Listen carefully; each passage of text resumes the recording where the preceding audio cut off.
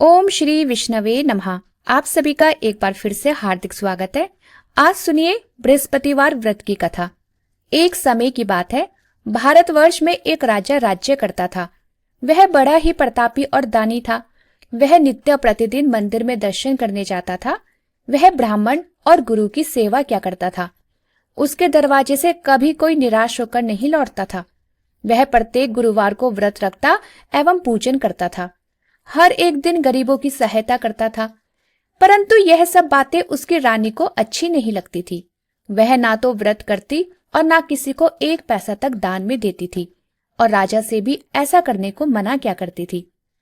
एक समय की बात है, राजा शिकार खेलने वन को गए हुए थे। घर पर रानी और दासी थी।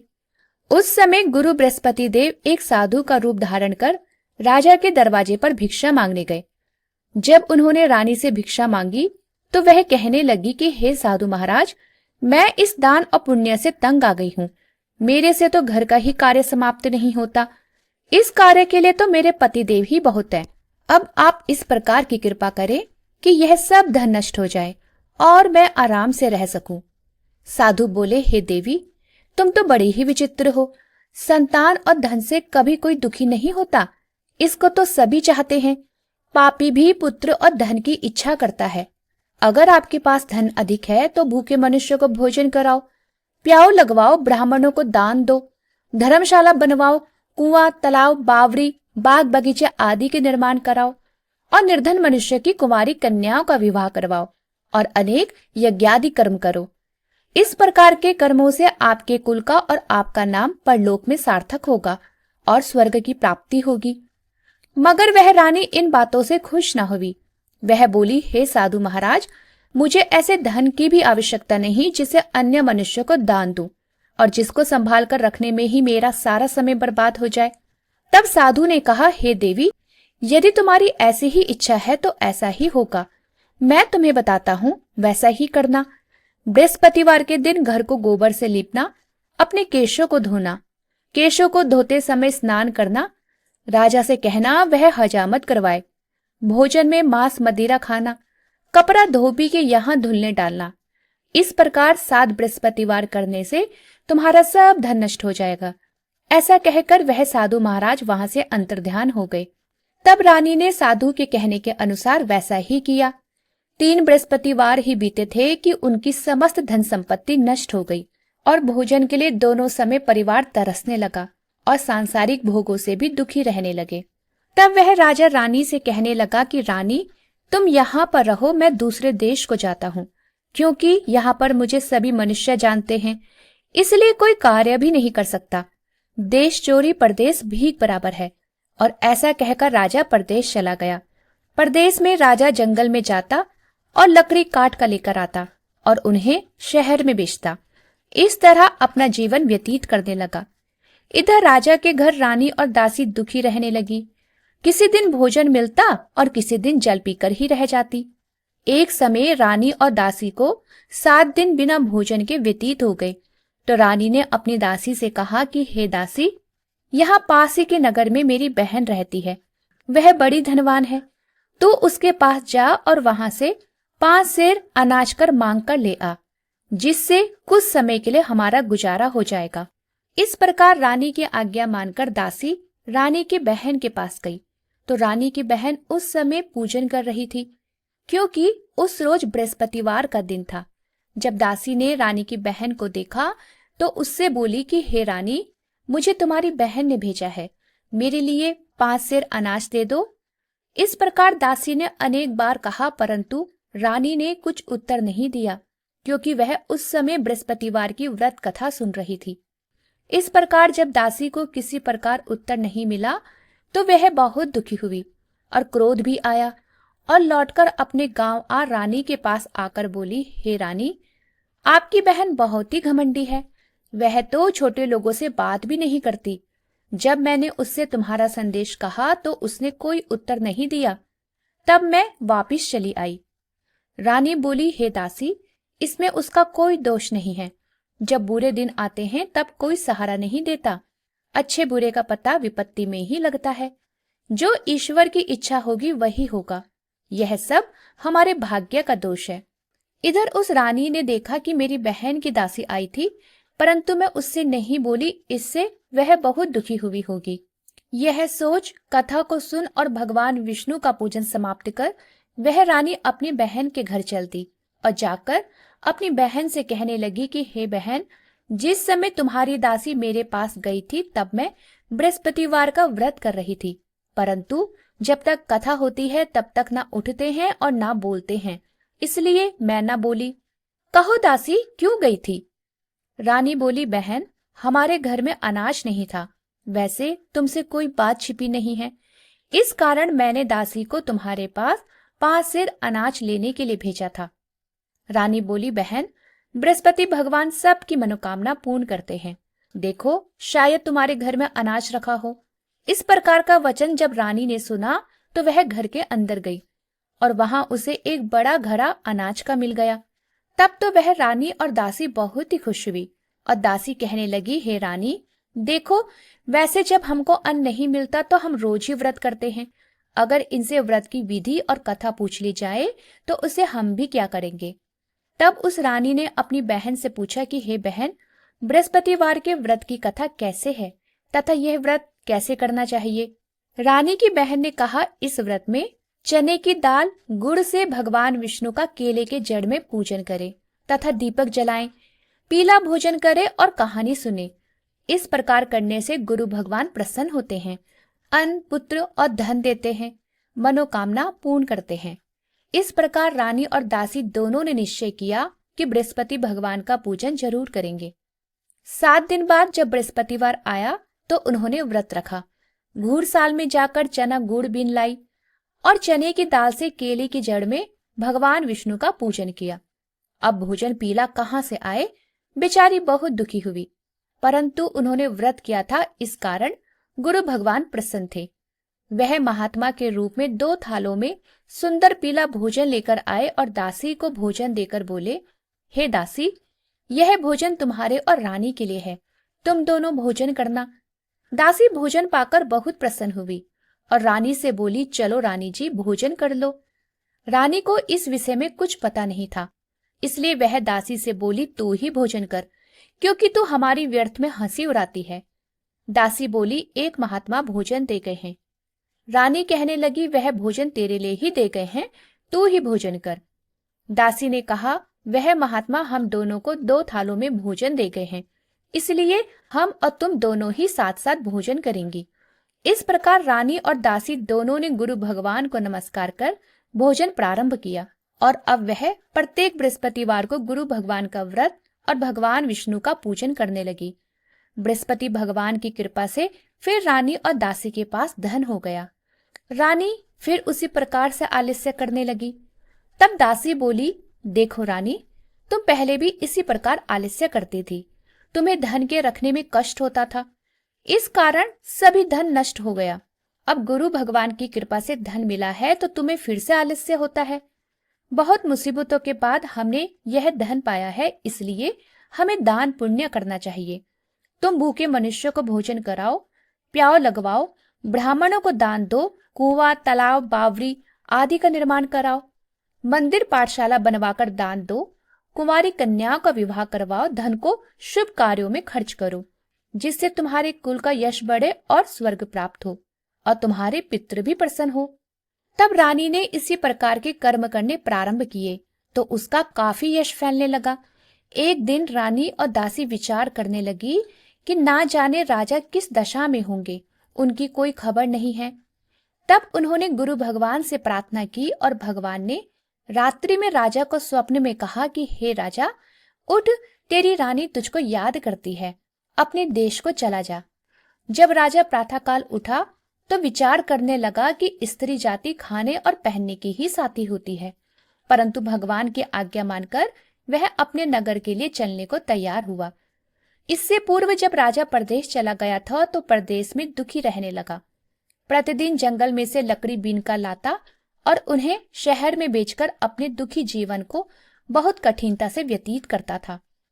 एक दिन राजा दुखी हो अपनी पुरानी बातों को याद करके रोने लगा। तब उस जंगल में बृहस्पति देव एक साधु का रूप धारण कर आए और राजा के पास आकर बोले, हे लकड़हारे, तुम इस सुनसान जंगल में किस चिंता में बैठे हो? मुझको बताओ। यह सुन राजा के नेत्रों में आंसू भर आए और साधु की वंदना कर बोला, हे प्रभु, आप सब कुछ जानने वाले हो। इतना कहकर साधु को उसने अपनी संपूर्ण कहानी सुना दी। महात्मा दयालु होते हैं। वे राजा से बोले, हे राजा, तुम्हारी स्त्री ने बृहस्पति देव का अपराध किया था, जिस कारण तुम्हारी यह दशा हुई। अब तुम किसी प्रकार की चिंता मत करो, भगवान तुम्हें पहले से अधिक धन देगा। देखो, तुम्हारी स्त्री ने बृहस्पतिवार का व्रत प्रारंभ कर दिया है और तुम मेरा कहा मानकर बृहस्पतिवार को व्रत करके चने की दाल, गुड़ और जल को लोटे में डालकर केले की जड़ में भगवान विष्णु का पूजन करो। फिर कथा कहो अथवा सुनो, भगवान तुम्हारी सब मनोकामना को पूर्ण करेंगे। साधु को प्रसन्न देखकर राजा बोला, हे प्रभु, मुझे लकड़ी बेचकर इतना पैसा नहीं मिलता जिससे भोजन करने के उपरांत कुछ बचा सकूं। मैंने रात्रि में अपनी रानी को व्याकुल देखा है। मेरे पास कुछ भी नहीं जिससे उसकी खबर मंगवा सकूं। और फिर कौन सी कहानी कहूं, यह मुझको कुछ भी मालूम नहीं है। तब साधु ने कहा, हे राजा, तुम किसी बात की चिंता मत करो। बृहस्पतिवार के दिन तुम रोजाना की ही तरह लकड़ियां लेकर शहर को जाओ। तुमको रोज से दुगना धन प्राप्त होगा, जिससे तुम भली भांति भोजन भी कर लोगे और बृहस्पति देव की पूजा का सामान भी आ जाएगा। बृहस्पतिवार की कहानी इस प्रकार से है। प्राचीन काल में एक ब्राह्मण था। वह बहुत ही निर्धन था। उसकी कोई संतान नहीं थी। उसकी स्त्री बहुत मलिनता के साथ रहती थी। वह ना स्नान करती, ना किसी देवता का पूजन किया करती थी। प्रातःकाल उठते ही सर्वप्रथम भोजन करती, बाद में अन्य कोई कार्य किया करती थी। इससे ब्राह्मण देवता बहुत दुखी थे। बेचारे बहुत कुछ कहते थे, किंतु उसका कोई परिणाम ना निकला। भगवान की कृपा से ब्राह्मण की स्त्री को कन्या रूपी रत्न पैदा हुआ और वह कन्या अपने पिता के घर में बड़ी होने लगी। वह बालिका प्रातः स्नान करके भगवान विष्णु का जाप करने लगी, बृहस्पतिवार का व्रत करने लगी। अपनी पूजा पाठ को समाप्त करके स्कूल जाती तो अपनी मुट्ठी में जौ भर के ले जाती और पाठशाला जाने के मार्ग में उन्हें डालती जाती। वही जौ जब स्वर्ण के हो जाते तो लौटते समय उनको बीनकर घर ले आती थी। एक दिन वह बालिका सूप में उन सोने के जौ को फटककर साफ कर रही थी। तभी उसकी माँ ने देख लिया और कहा, हे बेटी, सोने के जौ को फटकने के लिए सोने का सूप होना चाहिए। दूसरे दिन गुरुवार था। इस कन्या ने व्रत रखा और गुरु भगवान से प्रार्थना करके कहा कि हे प्रभु, यदि मैंने आपकी पूजा सच्चे मन से की हो तो मेरे लिए सोने का सूप दे दो। बृहस्पति देव ने उसकी प्रार्थना स्वीकार कर ली। रोजाना की ही तरह वह कन्या जौ फैलाती हुई जाने लगी। जब लौटकर जौ बीन रही थी तो बृहस्पति देव की कृपा से उसे सोने का सूप मिला। उसे वह घर ले आई और उससे जौ साफ करने लगी, परंतु उसकी माँ का वही ढंग रहा। एक दिन की बात है, वह कन्या सोने के सूप में जौ साफ कर रही थी। तभी उसी समय उस शहर का राजपुत्र वहां से होकर निकला। इस कन्या के रूप और कार्य को देखकर वह मोहित हो गया और अपने घर आकर भोजन और जल त्याग कर उदास होकर लेट गया। राजा को जब इस बात का पता लगा तो वे अपने प्रधानमंत्रियों के साथ अपने पुत्र के पास गए और बोले, हे बेटा, तुम्हें किस बात का कष्ट है? किसी ने तुम्हारा अपमान किया है अथवा कोई और कारण है सो कहो, मैं वही कार्य करूंगा जिससे तुम्हें प्रसन्नता हो। अपने पिता की राजकुमार ने जब बातें सुनी तो वह बोला, मुझे आपकी कृपा से किसी बात का दुख नहीं है। किसी ने मेरा अपमान भी नहीं किया है, परंतु मैं उस लड़की के साथ विवाह करना चाहता हूँ जो सोने के सूप में जौ साफ कर रही थी। यह सुन राजा आश्चर्य में पड़ा और बोला, हे बेटा, इस तरह की कन्या का पता तुम ही लगाओ, मैं उसके साथ तुम्हारा विवाह अवश्य ही करवा दूंगा। तब राजकुमार ने उस लड़की के घर का पता बताया। तब मंत्री उस लड़की के घर गए और ब्राह्मण देवता को सभी हाल बताया। ब्राह्मण देवता राजकुमार के साथ अपनी कन्या का विवाह करने के लिए तैयार हो गए और पूरे विधि विधान के अनुसार ब्राह्मण की कन्या का विवाह राजकुमार के साथ संपन्न हो गया। कन्या के घर से जाते ही पहले की ही भांति उस ब्राह्मण देवता के घर में गरीबी का निवास हो गया। अब तो भोजन के लिए अन्न भी बड़ी मुश्किल से मिलता था। एक दिन दुखी होकर ब्राह्मण देवता अपनी पुत्री के पास गए। बेटी ने पिता की दुखी अवस्था को देखा और अपनी माँ का हाल पूछा। तब ब्राह्मण ने सभी हाल कहा। कन्या ने बहुत सा धन देकर अपने पिता को विदा कर दिया। इस तरह ब्राह्मण का कुछ समय सुखपूर्वक व्यतीत हुआ। कुछ दिन बाद फिर वही हाल हो गया। ब्राह्मण फिर अपनी कन्या के यहाँ गया और सभी हाल कहा तो लड़की बोली, हे पिताजी, आप माताजी को यहाँ ले आइए, मैं उन्हें वह विधि बता दूंगी जिससे गरीबी दूर हो जाए। तब वह ब्राह्मण देवता अपनी स्त्री को साथ लेकर पहुंचे तो पुत्री अपनी माँ को समझाने लगी कि हे माँ, तुम प्रातःकाल उठकर प्रथम स्नान आदि करके भगवान विष्णु का पूजन करो तो सब दरिद्रता दूर हो जाएगी। परंतु उसकी माँ ने अपनी बेटी की एक भी बात नहीं मानी और प्रातःकाल उठकर अपने पुत्री के बच्चों का जूठन खा लेती थी। तब एक दिन उसकी पुत्री को बहुत गुस्सा आया और उसने एक रात कोठरी से सभी सामान निकाल दिया और उसमें अपनी माँ को बंद कर दिया। फिर प्रातःकाल अपनी माँ को कोठरी से निकाला और स्नान आदि करा के पूजा पाठ करवाया, जिस वजह से उसकी माँ की बुद्धि ठीक हो गई और अब वह भी प्रत्येक बृहस्पतिवार को व्रत रखने लगी। इस व्रत के प्रभाव से उसकी माँ भी बहुत ही धनवान और पुत्रवती हो गई और बृहस्पति जी के प्रभाव से स्वर्ग को प्राप्त हुई और वह ब्राह्मण भी सुखपूर्वक इस लोक के सुख भोग कर अंत में स्वर्ग को प्राप्त हुए। इस तरह कहानी कहकर साधु देवता वहां से अंतर्ध्यान हो गए। धीरे धीरे समय व्यतीत होने पर फिर बृहस्पतिवार का दिन आया। राजा जंगल से लकड़ी काटकर किसी शहर में बेचने गया। उसे उस दिन से और दिन की अपेक्षा ज्यादा धन मिला। राजा ने चना गुड़ आदि लाकर बृहस्पतिवार का व्रत किया। उस दिन से उसके सभी क्लेश दूर हुए। परंतु जब दोबारा गुरुवार का दिन आया तो बृहस्पतिवार का व्रत करना भूल गया, जिस कारण बृहस्पति भगवान नाराज हो गए। उस दिन उस नगर के राजा ने एक विशाल यज्ञ का आयोजन किया और शहर में यह घोषणा करा दी कि कोई भी मनुष्य अपने घर भोजन न बनाए और ना ही आग जलाए। समस्त लोग मेरे यहाँ भोजन करने आए। इस आज्ञा को जो न मानेगा उसके लिए फांसी की सजा दी जाएगी। इस तरह की घोषणा संपूर्ण नगर में करवा दी गई। राजा की आज्ञा अनुसार शहर के सभी लोग भोजन करने गए, लेकिन लकड़हारा कुछ देर से पहुंचा, जिस कारण राजा उसको अपने साथ घर ले गए और ले जाकर भोजन करा रहे थे तो रानी की दृष्टि उस खूंटी पर पड़ी जिस पर रानी का हार लटका हुआ था। रानी को वह हार वहां नहीं दिखाई दिया। रानी ने निश्चय किया कि मेरा हार इसी मनुष्य ने चुरा लिया है। उसी समय सैनिकों को बुलवाकर लकड़हारे को जेल खाने में डलवा दिया गया।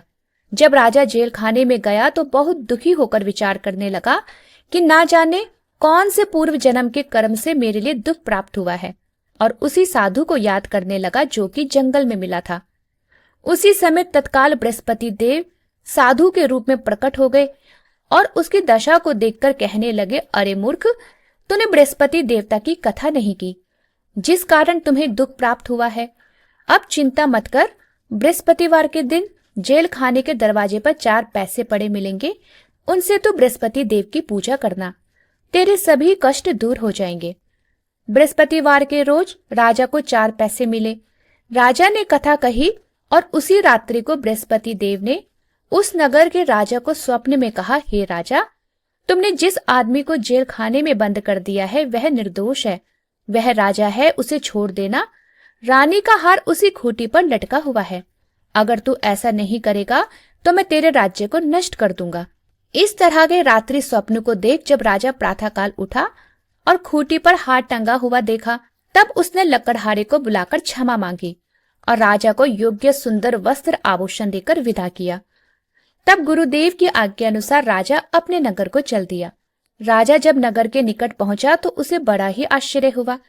नगर में पहले से अधिक बाग, तालाब और कुएं तथा बहुत सी धर्मशाले, मंदिर आदि बने हुए थे। राजा ने पूछा कि यह किसका बाग और धर्मशाला है। तब नगर के सब लोग कहने लगे कि यह सब रानी और दासी के हैं। तो राजा को आश्चर्य हुआ और गुस्सा भी आया। जब रानी ने यह खबर सुनी कि राजा आ रहे हैं तो उसने अपनी दासी से कहा कि हे दासी, देख राजा हमें कितनी बुरी हालत में छोड़ गए थे, वह हमारी ऐसी हालत देखकर लौट न जाए, इसलिए तू दरवाजे पर खड़ी हो जा। आज्ञा अनुसार दासी दरवाजे पर खड़ी हो गई और जब राजा आए तो उन्हें अपने साथ ले आई। तब राजा ने क्रोध करके अपनी तलवार निकाली और पूछने लगा, यह बताओ कि यह धन तुम्हें कैसे प्राप्त हुआ है। तब उन्होंने कहा, हमें यह सब धन बृहस्पति देव के व्रत के प्रभाव से प्राप्त हुआ है। तब राजा ने निश्चय किया कि 7 रोज बाद तो सभी बृहस्पति देव का पूजन करते हैं, परंतु मैं रोजाना दिन में 3 बार कहानी कहा करूंगा और रोज व्रत किया करूंगा। अब तो हर समय राजा के दुपट्टे में चने की दाल बंधी रहती और वह दिन में 3 बार कहानी कहता। एक रोज राजा ने विचार किया कि चलो अपनी बहन के यहाँ हो आते हैं। इस तरह निश्चय कर राजा घोड़े पर सवार हो अपनी बहन के घर जाने लगा। तभी मार्ग में उसने देखा कि कुछ आदमी एक मुर्दे को लिए जा रहे हैं। राजा उन्हें रोककर कहने लगा, अरे भाइयों, तुम मुझसे बृहस्पति देव की कहानी सुन लो। वे बोले, लो, हमारा तो आदमी मर गया है, इसको अपनी कथा की पड़ी है। परंतु कुछ आदमी बोले, अच्छा कहो, हम तुम्हारी कथा भी सुनेंगे। तब राजा ने दाल निकाली और कथा कहने लगा। अभी कथा आधी ही हुई थी कि मुर्दा हिलने लग गया और जब कथा समाप्त हो गई तो राम राम कहकर वह मनुष्य खड़ा हो गया। आगे मार्ग में राजा को एक किसान खेत में हल चलाता मिला। राजा ने उसे देखा और उससे बोला, अरे भैया, तुम मुझसे बृहस्पतिवार की कथा सुन लो। किसान बोला, जब तक मैं तेरी कथा सुनूंगा तब तक 4 हरैया जोत लूंगा। जा अपनी कथा किसी और को सुनाना। इस तरह राजा आगे चलने लगा। राजा के हटते ही बैल पछाड़ खाकर गिर गए और किसान के पेट में बहुत जोर से दर्द होने लगा। उसी समय किसान की माँ रोटी लेकर आई। उसने जब यह सब देखा तो अपने पुत्र से सब हाल पूछा और बेटे ने सभी हाल कह दिया। तब बुढ़िया दौड़ी दौड़ी उस घुड़सवार राजा के पास गई और उससे बोली, मैं तेरी कथा सुनूंगी, तू अपनी कथा मेरे खेत पर ही चलकर कहना। राजा ने बुढ़िया के खेत पर जाकर कथा कही, जिसके सुनते ही वह बैल खड़े हुए और किसान के पेट का दर्द भी बंद हो गया। राजा अब अपनी बहन के घर पहुंच गया। बहन ने भाई की खूब मेहमानी की। जब दूसरे रोज राजा प्रातःकाल जागा तो वह देखने लगा कि सब लोग भोजन कर रहे हैं। राजा ने अपनी बहन से कहा कि ऐसा कोई मनुष्य है जिसने भोजन नहीं किया हो, तो वो मुझसे बृहस्पतिवार की कथा सुन ले। बहन बोली, हे भैया, यह देश ऐसा ही है। पहले यहाँ लोग भोजन करते हैं, बाद में अन्य काम करते हैं। अगर कोई पड़ोस में हो तो देखाती हूँ। वह ऐसा कहकर देखने चली गई, परंतु उसे कोई भी ऐसा व्यक्ति नहीं मिला जिसने भोजन ना किया हो। अतः वह एक कुम्हार के घर गई जिसका लड़का बीमार था। उसे मालूम हुआ कि उनके यहाँ 3 रोज से किसी ने भोजन नहीं किया है। तब रानी ने अपने भाई की कथा सुनने के लिए कुम्हार से कहा। वह तैयार हो गया। राजा ने जाकर बृहस्पतिवार की कथा कही, जिसको सुनकर कुम्हार का लड़का ठीक हो गया। अब तो राजा की प्रशंसा होने लगी। एक दिन राजा ने अपनी बहन से कहा कि हे बहन, हम अपने घर को जाएंगे, तुम भी तैयार हो जाओ। राजा की बहन ने अपनी सास से पूछा तो सास बोली, हाँ चली जा, परंतु अपने लड़कों को मत ले जाना, क्योंकि तेरे भाई की कोई संतान नहीं होती है। बहन ने अपने भैया से कहा, हे भैया, मैं तो चलूंगी मगर कोई बालक नहीं जाएगा। राजा बोला, जब कोई बालक ही नहीं चलेगा तब तुम भी क्या करोगी। बहुत दुखी मन से राजा अपने नगर को लौट आया। राजा ने अपने रानी से कहा, हम निर्वंशी राजा है, हमारा मुंह देखने का धर्म नहीं है और कुछ भोजन आदि नहीं किया। तब रानी बोली, हे राजन, बृहस्पति देव ने हमें सब कुछ दिया है, तो संतान भी अवश्य ही देंगे। उसी रात को बृहस्पति देव ने राजा को स्वप्न में कहा, हे राजा, उठ, सभी सोच को त्याग दे, तेरी रानी गर्भ से है। राजा को यह बात सुनकर बहुत खुशी हुई। 9वें महीने में रानी के गर्भ से एक सुंदर पुत्र पैदा हुआ। तब राजा बोला, हे रानी, स्त्री बिना भोजन के रह सकती है, बिना कहे नहीं रह सकती। जब मेरी बहन आए तब तुम उससे कुछ ना कहना। रानी ने सुनकर हाँ कर दी। जब राजा की बहन ने यह शुभ समाचार सुना तो वह बहुत खुश हुई और बधाई लेकर अपने भाई के यहाँ आई। तभी रानी ने कहा, घोड़ा चढ़कर तो नहीं आई, गधा चढ़कर आई। राजा की बहन बोली, भाभी, मैं इस प्रकार ना कहती तो तुम्हें औलाद कैसे मिलती। बृहस्पति देव ऐसे ही हैं, जैसे जिसकी मन में कामनाएं होती है सभी को पूर्ण करते हैं। जो सद्भावना पूर्वक बृहस्पतिवार का व्रत करता है, व्रत कथा पढ़ता है अथवा सुनता है और दूसरों को सुनाता है, बृहस्पति देव उसकी सभी मनोकामना पूर्ण करते हैं। भगवान बृहस्पति देव उनकी सदैव रक्षा करते हैं। संसार में सच्ची भावना और श्रद्धा से जो भी बृहस्पति देव का पूजन व व्रत करते हैं, उनकी सभी मनोकामनाएं पूर्ण होती है। जैसी सच्ची भावना से रानी और राजा ने उनकी कथा का गुणगान किया तो उनकी सभी इच्छाएं बृहस्पति देव जी ने पूर्ण की थी। इसलिए सबको कथा सुनने के बाद प्रसाद लेकर ही जाना चाहिए और हृदय से उनका मनन करते हुए जयकारा बोलना चाहिए।